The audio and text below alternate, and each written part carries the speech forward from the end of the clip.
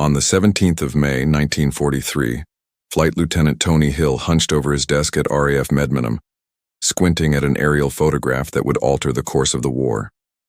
The black and white image showed nothing more than tiny marks on the Baltic coastline, marks that most intelligence officers had dismissed as insignificant shadows or photographic imperfections.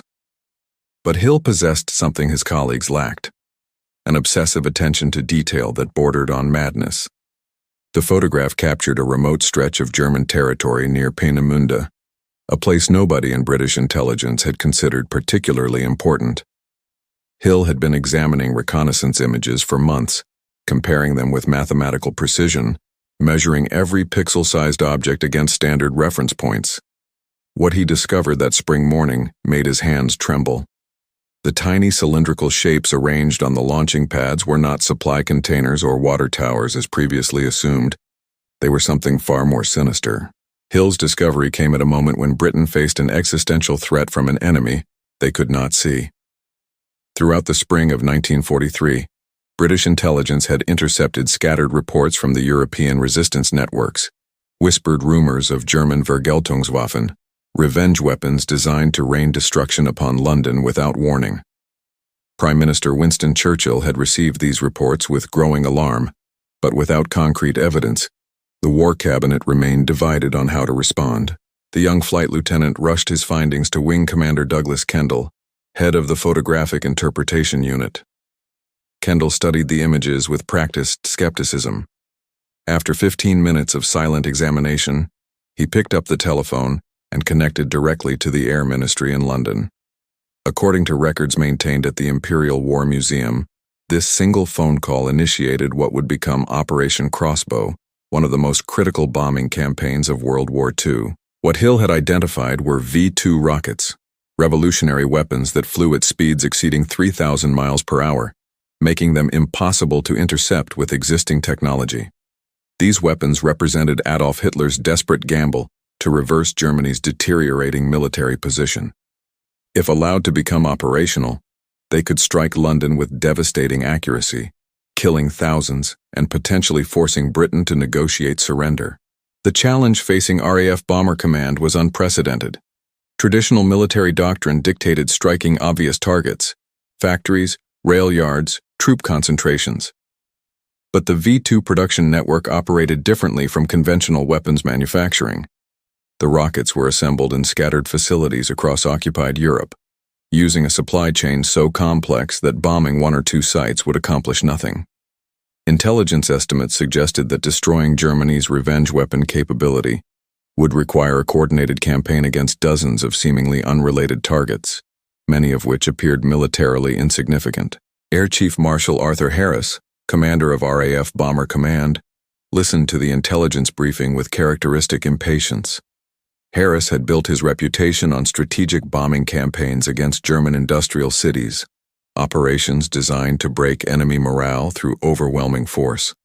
The idea of diverting his precious bomber squadrons to attack obscure research facilities and suspected component factories struck him as wasteful. His bombers were needed elsewhere, he argued, destroying the visible machinery of German military power. But Churchill understood what Harris could not yet see. The war had entered a new phase where invisible threats posed greater danger than conventional armies. On the 28th of June, 1943, physicist Reginald Victor Jones arrived at 10 Downing Street carrying a leather briefcase filled with intercepted German technical documents. Jones served as Britain's Assistant Director of Intelligence Science, a position created specifically because traditional military intelligence officers lacked the scientific expertise to evaluate emerging technological threats. What he revealed that summer afternoon would convince even the skeptics that Germany's revenge weapons represented a genuine existential danger. Jones had spent months piecing together fragments of information from multiple sources, decoded radio transmissions, interrogation reports from captured German scientists, and measurements taken from the Peenemünde photographs. The picture that emerged terrified him. Germany was developing not one but two distinct revenge weapons, the V-1 flying bomb and the far more sophisticated V-2 rocket. The V-2 particularly concerned Jones because it operated on principles that defied conventional defensive measures. The rocket's trajectory took it beyond the Earth's atmosphere before descending at supersonic speed toward its target. By the time British radar detected an incoming V-2, it would strike within seconds. Too fast for air raid sirens, too fast for shelters, too fast for any hope of interception. Jones calculated that if Germany achieved full production capacity, they could launch hundreds of these weapons daily against London, potentially killing tens of thousands of civilians and rendering the capital uninhabitable. Churchill absorbed this information with visible distress. He questioned Jones repeatedly about the intelligence sources, probing for any possibility of German deception. Could the entire revenge weapon program be an elaborate hoax designed to divert British resources from genuine military targets? Jones acknowledged the possibility, but presented compelling evidence that the threat was real. The Peenemünde facility alone employed thousands of scientists and technicians. German industrial records showed massive resource allocation to projects with cryptic designations that matched the revenge weapon programs. The Prime Minister made his decision that afternoon. Operation Crossbow would receive absolute priority, even if it meant reducing bombing raids against German cities. The challenge now shifted from intelligence gathering to operational planning. And this was where the mission became truly unprecedented. The targets Jones identified through his investigation did not fit conventional bombing profiles. Many were located in residential areas or appeared to be civilian facilities. Some were so small that hitting them would require extraordinary precision from bomber crews accustomed to carpet bombing entire industrial districts. Wing Commander John Searby received orders to plan the first major crossbow operation, a night raid against Peenemünde itself. Searby commanded No. 83 Squadron, an elite Pathfinder unit responsible for marking targets for the main bomber force. He studied the reconnaissance photographs with growing concern. Peenemünde consisted of multiple small buildings scattered across several square miles of coastline. Identifying the correct structures in darkness while under anti-aircraft fire would challenge even his most experienced crews. The operation required perfect execution. Intelligence indicated that Germany's top rocket scientists worked at Peenemünde, including Werner von Braun, the brilliant engineer directing the V-2 development program. If the raid succeeded in destroying both the research facilities and killing the scientific personnel, it could delay the revenge weapon program by months, perhaps long enough for the Allied invasion of Europe to proceed without the threat of rocket bombardment disrupting supply lines. But Searby recognized a fundamental problem with the mission parameters. His Pathfinder aircraft would arrive over Peenemünde first, dropping flares to illuminate the target for the bombers following behind. German night fighters would have ample time to position themselves along the bomber stream, inflicting devastating casualties on the returning aircraft. The raid would require sacrificing British bombers and their crews to destroy a target that most commanders still did not fully understand. On the night of the 17th of August, 1943, 596 British bombers lifted off from airfields across eastern England, heading toward the Baltic coast on a mission that most crews did not fully comprehend. The airmen had been told only that they were attacking a critical military research facility. Details remained classified even from the men risking their lives to destroy it. Squadron leader John White, piloting a Lancaster bomber from No. 83 Squadron, watched the English coastline disappear beneath him and wondered what target could justify such a massive commitment of resources.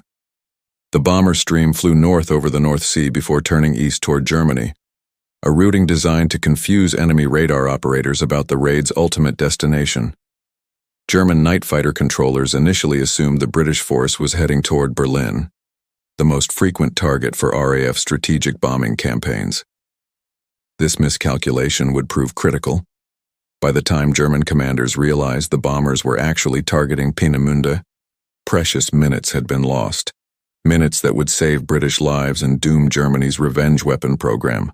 Wing Commander Searby arrived over Peenemünde at precisely 12 minutes past midnight, flying at 8,000 feet through scattered clouds that complicated target identification. Below him, the research facility remained completely dark, its occupants confident that such a remote location would never attract RAF attention. Searby's bomb aimer released the first target indicators, brilliant red flares that cascaded down onto the sleeping compound, transforming night into artificial day and marking the aiming point for the bombers following 3 minutes behind. The facility's scientific personnel had no air raid shelters. German authorities had assured them that Peenemunde's isolation made it immune to attack. When the first bomb struck the residential area housing senior researchers, the results were catastrophic. Dr. Walter Thiel, chief engineer for the V-2 rocket's propulsion system, died instantly when a 500-pound bomb demolished his apartment building. His death alone would delay the rocket program by months. Thiel's expertise in liquid fuel engines was irreplaceable, and his notes were destroyed in the same explosion that killed him. Squadron leader. White released his bomb load over what appeared to be a large workshop building. His aircraft shuddered as 4,000 pounds of high explosives fell away, and he banked sharply to begin the dangerous flight home. Behind him, the target indicators continued burning, guiding wave after wave of bombers over the facility. The Peenemünde production halls, testing stands, and assembly buildings disintegrated under the sustained bombardment. Fires raged through the technical documentation stores, incinerating years of research data that could never be reconstructed from memory alone. But the raid's success came at a terrible cost. German night fighters eventually found the bomber stream during its return flight, shooting down 40 British aircraft and killing 291 airmen. The casualties shocked Bomber Command headquarters. It represented one of the highest loss rates for any single operation in the strategic bombing campaign. Air Chief Marshal Harris questioned whether future crossbow missions could be justified given such devastating attrition. Yet reconnaissance flights over Peenemünde 2 days later revealed the raid's extraordinary success. The facility lay in ruins. Production capacity had been reduced by months, perhaps longer. More importantly, the psychological impact on Germany's rocket scientists proved devastating. The men who survived the attack realized that nowhere in the Third Reich was safe from RAF bombers. Many requested transfers to less critical programs, slowing the revenge weapon development even further. Churchill received the reconnaissance photographs with grim satisfaction. The raid had worked precisely as intended, but the cost haunted him. He had sent nearly 600 bombers against a target most military commanders still considered secondary to the main war effort, and 40 crews would never return home. On the 3rd of November 1943, photographic interpreter Constance Babington Smith made a discovery that transformed Operation Crossbow from a targeted campaign against research facilities into a desperate hunt across occupied France. Smith specialized in analyzing images of enemy airfields, but the photographs on her desk that autumn morning showed something that made no aeronautical sense. In the Pas-de-Calais region of northern France, construction crews were building what appeared to be launching ramps, dozens of them, all oriented precisely toward London. The structures were unlike anything Smith had encountered in 3 years of analyzing reconnaissance photographs. Each site consisted of a curved concrete ramp resembling a ski jump, accompanied by several rectangular buildings arranged in a distinctive pattern. The ramps were too short for conventional aircraft and pointed at angles impossible for normal takeoff procedures. Smith measured the structures carefully, comparing them against known German military construction standards. Nothing matched. These were facilities designed for a weapon system that Allied intelligence had never observed in operational use. Smith rushed her findings to the Joint Intelligence Committee, where they triggered immediate alarm. If each ramp represented a launching site for V-1 flying bombs, and if the Germans were constructing them across northern France in such quantities, then London faced a bombardment campaign of unprecedented scale. Intelligence analysts calculated that Germany could be preparing to launch hundreds of flying bombs daily against British cities, overwhelming civil defense systems and potentially forcing evacuation of the capital. The challenge facing RAF planners was obvious but seemingly insurmountable. The launch sites were small, heavily camouflaged, and scattered across hundreds of square miles of French countryside. Many were located near civilian villages, complicating bombing operations and raising the specter of French casualties from Allied raids. Traditional area bombing techniques would be useless. Hitting these tiny targets required precision that bomber crews had rarely achieved against much larger objectives. Air Vice Marshal Basil Embry volunteered his 2nd Tactical Air Force to lead the campaign against what intelligence designated as no-ball targets, the code name for suspected V-weapon launch sites. Embry commanded light and medium bomber squadrons flying Mosquito aircraft, twin-engine planes fast enough to evade most German fighters and accurate enough to hit small targets. But even Embry acknowledged the magnitude of the challenge. His squadrons would need to destroy potentially hundreds of sites while simultaneously supporting other military operations across occupied Europe. The bombing campaign began on the 5th of December 1943, when 12 Mosquito bombers from No. 139 Squadron attacked a suspected launch site near Abbeville. Flight Lieutenant Robert Bateson led the formation, approaching the target at treetop height to avoid German radar detection. The site appeared almost invisible from the air, concrete structures hidden among the trees, nearly impossible to distinguish from the surrounding forest, until the aircraft was directly overhead. Bateson's bombardier released a 500-pound bomb that struck the launching ramp's base, fracturing the concrete and rendering it unusable. The Mosquito banked away as explosions rippled through the compound. Behind Bateson, 11 more aircraft dropped their bombs with similar precision. When reconnaissance aircraft photographed the site the following day, the launching ramp had been destroyed completely. One no-ball target eliminated, 96 to go, according to the latest intelligence estimates. But the success created a new problem. As quickly as RAF squadrons destroyed launch sites, German construction crews built new ones. The sites used prefabricated components that could be assembled in days, making the bombing campaign resemble a deadly game of chess played across the French countryside. Intelligence analysts realized they were not fighting a conventional military target, but rather a dispersed network designed specifically to survive sustained attack through redundancy and rapid replacement. The campaign's futility became apparent by late December, when reconnaissance flights identified 47 new sites under construction. On the 9th of January 1944, squadron leader George Parry stood before a map of northern France covered in red pins, each representing a suspected V-weapon launch site that his squadron had bombed at least once. Some sites had been attacked 3 or 4 times, yet reconnaissance photographs showed German construction crews repairing them within days of each raid. Parry felt the weight of futility settling over the entire operation. His pilots were risking their lives to destroy targets that regenerated like some mythical hydra, growing 2 heads for everyone severed. The breakthrough came from an unexpected source.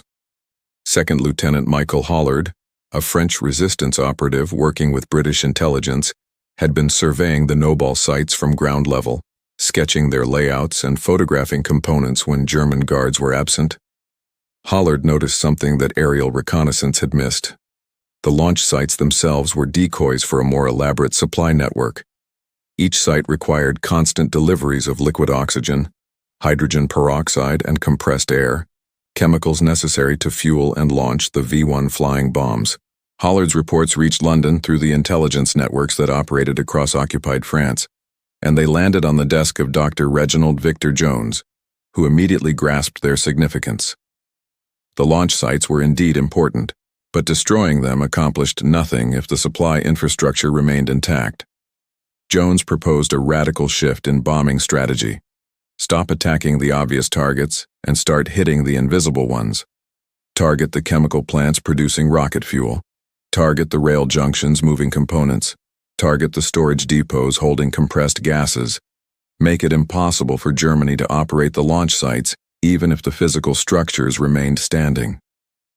Air Chief Marshal Harris resisted the proposal initially. His bombers were designed for attacking visible, fixed targets, factories, rail yards, military bases. Jones was asking him to bomb what amounted to generic industrial facilities scattered across Germany and occupied Europe, many of them producing chemicals that also had legitimate civilian applications. How could bomber crews distinguish between a plant producing hydrogen peroxide for V-weapons and one producing the same chemical for paper bleaching? The risk of wasting precious bombing capacity on irrelevant targets seemed unacceptably high, but Churchill overruled Harris's objections. Intelligence from Hollard and other resistance networks was too detailed and too consistent to ignore. On the 15th of February 1944, The first raids under the new strategy struck a chemical facility at Wizernes in northern France. The plant produced liquid oxygen using a complex cryogenic process that required specialized equipment impossible to replace quickly. 27 Lancaster bombers attacked the facility in broad daylight, accepting heavy losses from German anti-aircraft defenses to ensure accurate bomb placement. Flight Lieutenant David Shannon led the attack, flying at 12,000 feet through a sky filled with exploding flak shells. His bombardier aimed for the plant's cooling towers, structures that appeared militarily insignificant, but whose destruction would cripple the entire production process. The first bomb struck perfectly, collapsing 2 towers and releasing thousands of gallons of supercooled liquid into the facility's foundations. Secondary explosions rippled through the complex as volatile chemicals mixed in uncontrolled reactions.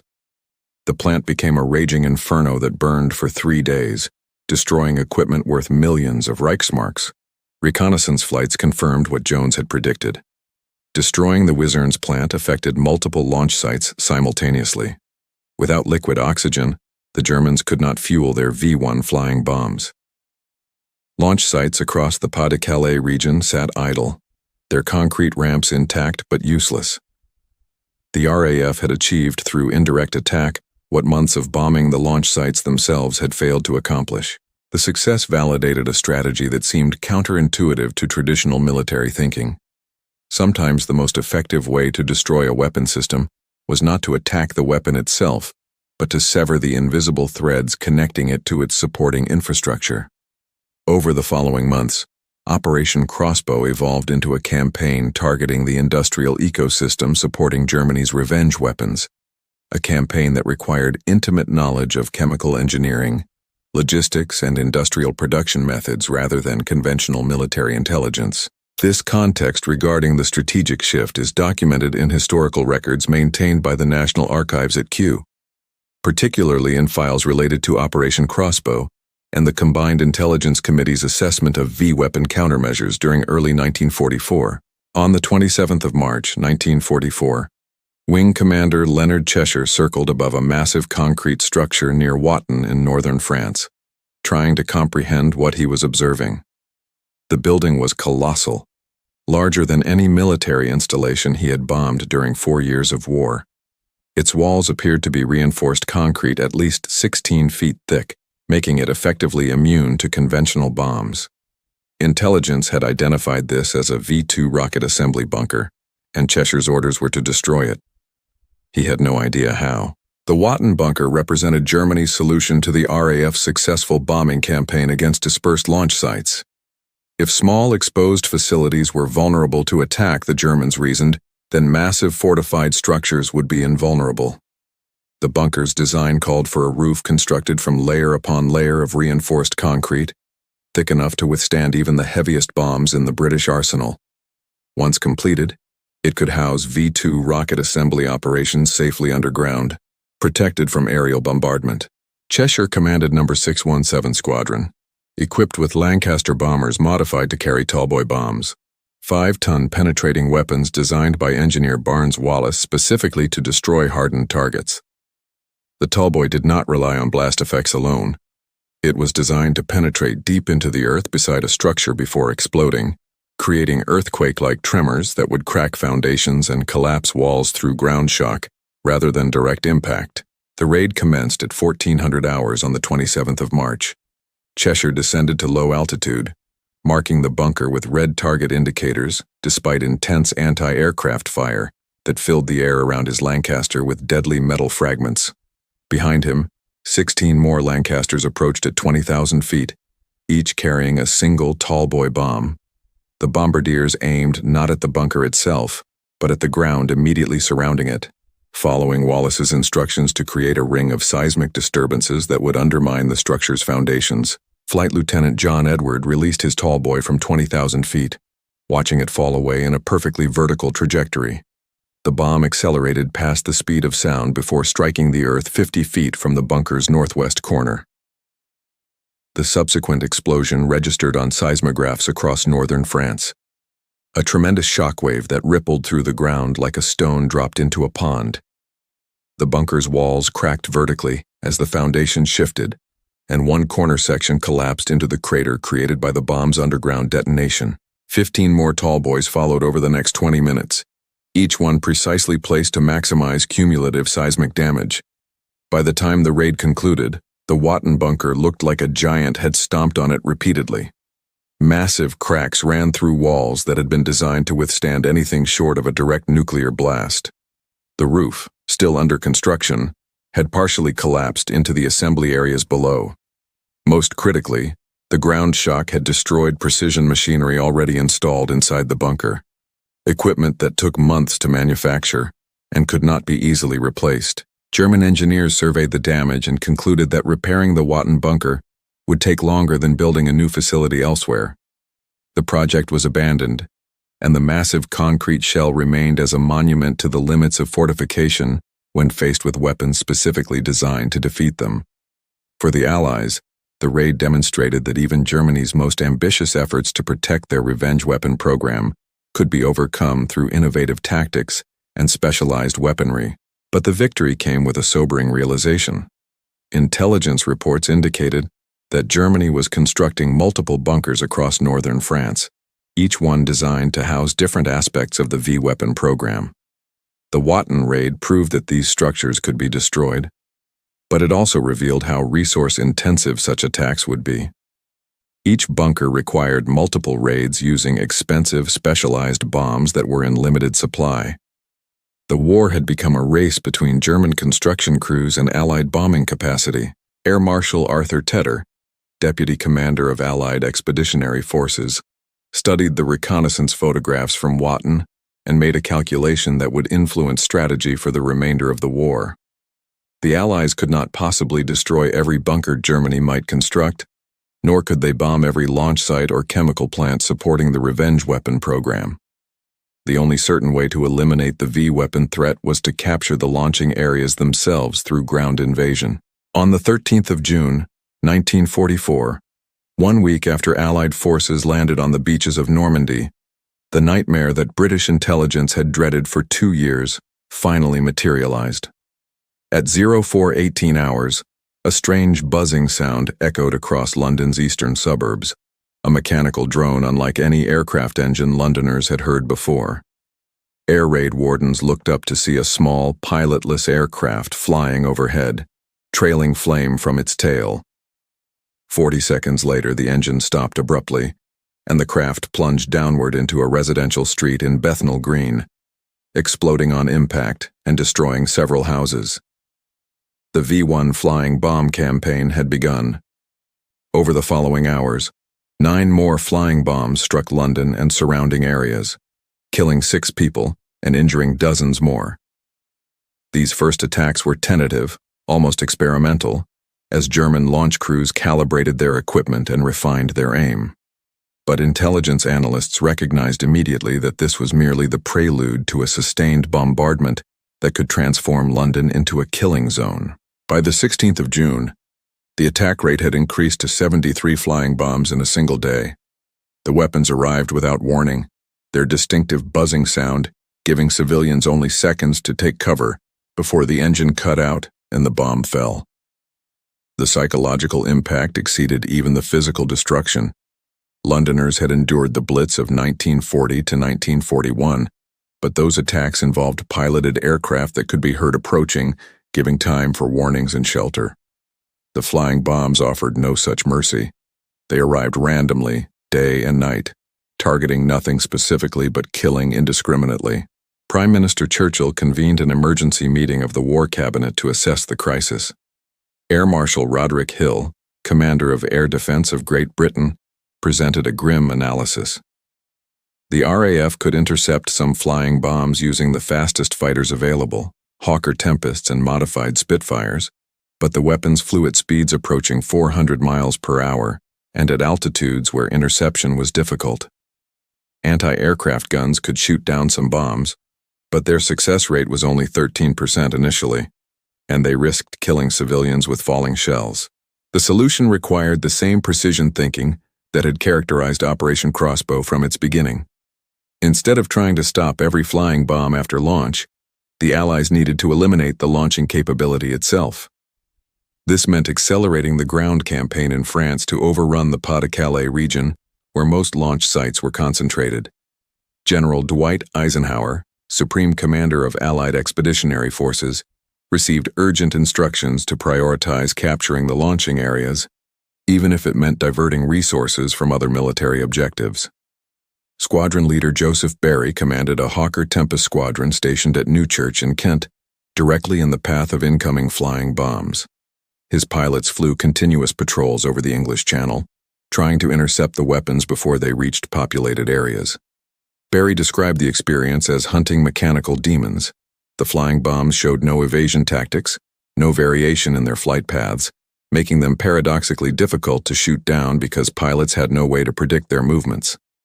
On the 23rd of June, Barry achieved his first confirmed kill, overtaking a flying bomb and firing a sustained burst from his 20mm cannons into the weapon's fuselage.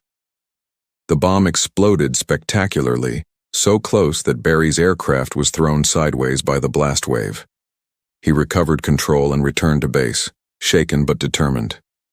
Over the following weeks, his squadron would destroy 63 more flying bombs, each interception a deadly game of aerial pursuit conducted at maximum speed just feet above the waves.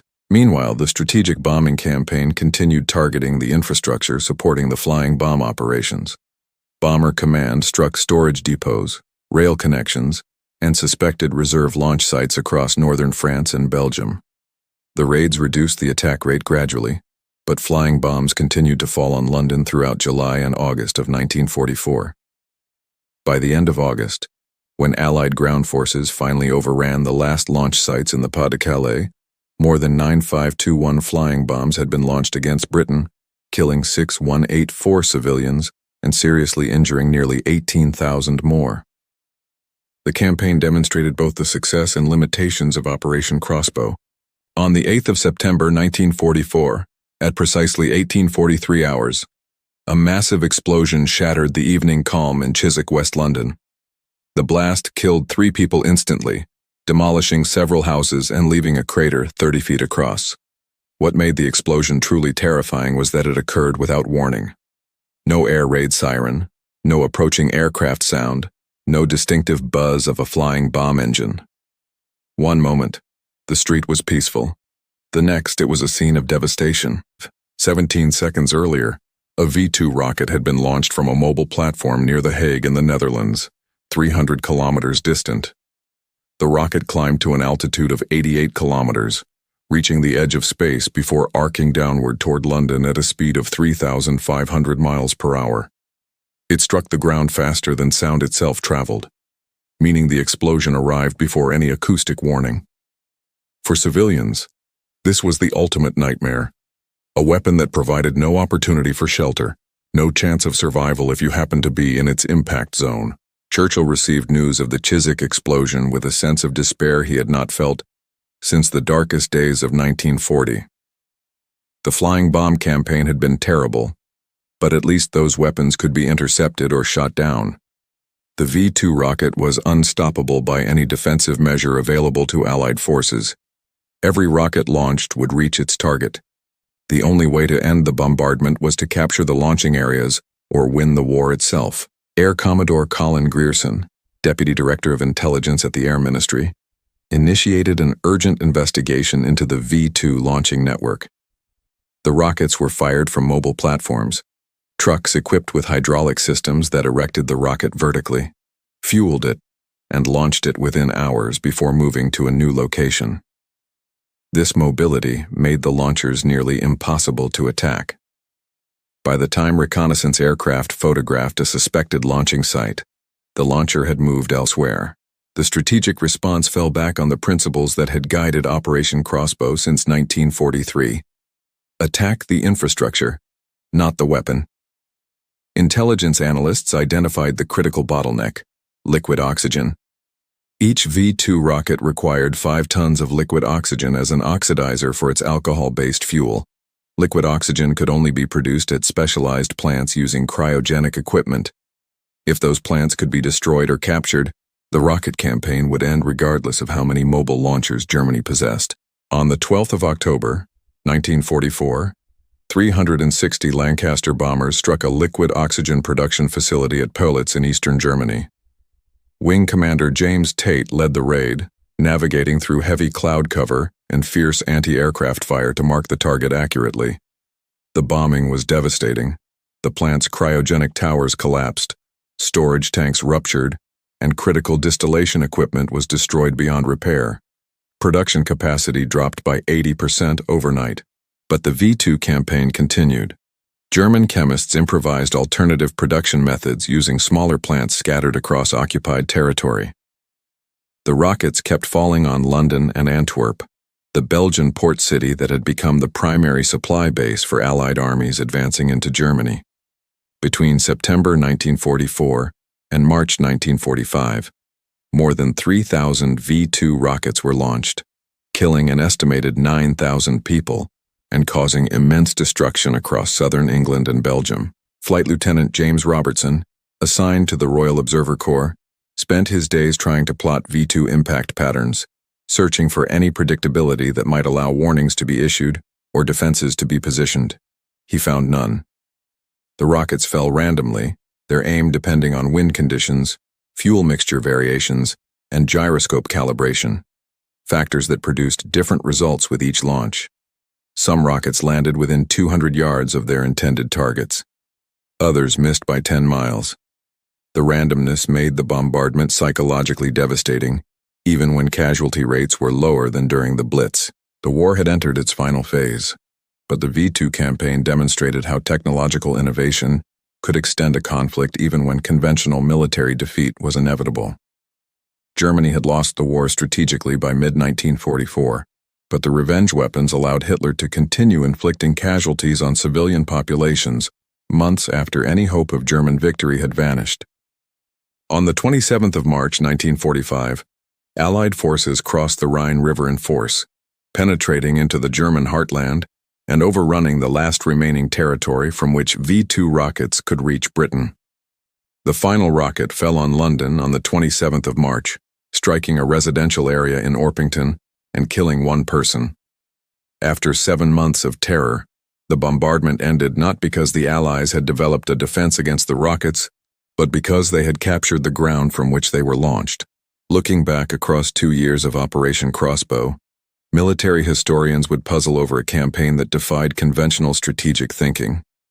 The Allies had won by attacking what appeared to be the wrong targets: chemical plants instead of launch sites, railways instead of weapons factories, support infrastructure instead of the rockets themselves. This counterintuitive approach succeeded precisely because it recognized that modern weapon systems were not isolated objects but rather components embedded in complex industrial networks. Group Captain Hamish Mahady, who had commanded reconnaissance squadrons throughout the Crossbow campaign, wrote in his post-war analysis that the operation represented a fundamental shift in military strategy. Previous wars had been won by destroying armies, capturing territory, and bombing industrial capacity. The V-weapon campaign demonstrated that future conflicts would involve attacking invisible networks, supply chains, information systems, technological dependencies that sustained military capabilities without being military targets themselves. The human cost of the campaign was staggering. German V-weapons killed approximately 9,000 British civilians and seriously injured tens of thousands more. But intelligence analysts calculated that without Operation Crossbow, the casualties could have been 10 times higher. The systematic destruction of production facilities, launch sites, and support infrastructure had reduced the V-weapon threat by an estimated 90% compared to what Germany's engineers had designed the systems to achieve. Perhaps more significantly, the Crossbow campaign diverted enormous German resources during the critical period when those resources were desperately needed elsewhere. The Reich spent approximately 50% of its artillery production capacity manufacturing V-weapons rather than conventional artillery pieces that could have been used to defend against Allied ground forces. Thousands of skilled workers were assigned to building and repairing launch sites instead of producing tanks, aircraft, or ammunition. Hitler's obsession with revenge weapons ultimately weakened Germany's ability to defend itself conventionally. The scientists and engineers captured when Allied forces overran Peenemünde and other research facilities provided an unexpected windfall. Wernher von Braun and hundreds of other rocket specialists surrendered to American forces, bringing with them technical knowledge that would transform space exploration. The V-2 rocket technology, developed as a weapon of terror, would eventually carry humans beyond Earth's atmosphere. A strange redemption for a program born from Hitler's desire for revenge. Squadron leader Tony Hill, the photographic interpreter whose meticulous analysis in May 1943 had initiated Operation Crossbow, attended a small ceremony at RAF Medmenham after the war ended. He received no medal, no public recognition. His work remained classified for decades. But he knew what his obsessive attention to tiny marks on aerial photographs had accomplished. By identifying the V-2 rockets at Peenemünde before they became operational, Hill had given the Allies time to develop countermeasures, however imperfect, that saved thousands of lives. The lesson of Operation Crossbow echoed through subsequent decades of military planning. Sometimes winning requires looking past the obvious targets to find the invisible systems supporting them. The RAF pilots who bombed chemical plants instead of launch sites, who struck at supply networks instead of the weapons themselves, had been aiming at the wrong targets, according to traditional military doctrine. But in doing so, they had destroyed Germany's secret weapons more effectively than any conventional campaign could have achieved. They had won not by fighting the war as it appeared, but by understanding the hidden architecture that made that war possible and systematically dismantling it, piece by invisible piece, until nothing remained but broken concrete and abandoned dreams of revenge.